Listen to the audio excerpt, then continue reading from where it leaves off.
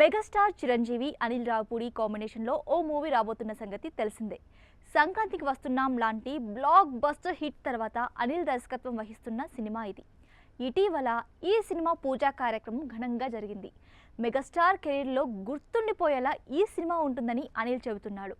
ఇందులో ఆయన రా ఏజెంట్గా కనిపించబోతున్నట్లు తెలుస్తోంది. వింటేజ్ చిరంజీవిని ఇందులో చూపించబోతున్నాడట. కామెడీతో పాటు మెగా ఫ్యాన్స్ ఆశించే యాక్షన్ కూడా ఇందులో ఉంటుందట. ఇందుకోసం అనిల్ రావిపూడి బలమైన సీన్లు రాసుకున్నాడని చెబుతున్నారు.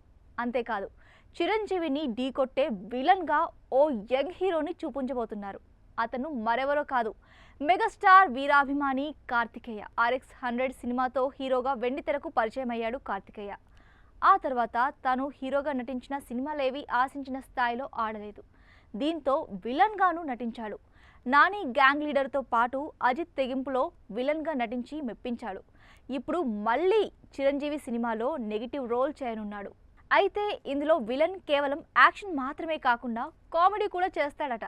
ఈ పాత్రకు కార్తికేయ అయితేనే న్యాయం చేస్తాడని అనిల్ రావిపూడి అతన్ని సంప్రదించాడట.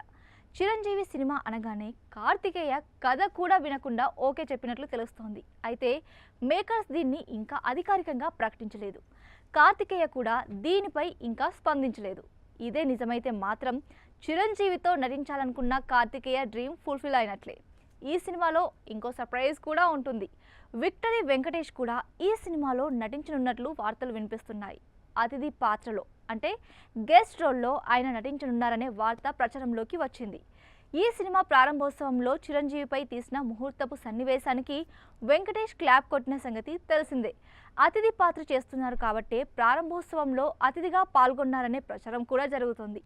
ఈ విషయం గురించి కూడా అధికారిక ప్రకటన రావాల్సి ఉంది. ఈ సినిమా 2026 సంక్రాంతికి ప్రేక్షకుల ముందుకు రానుంది.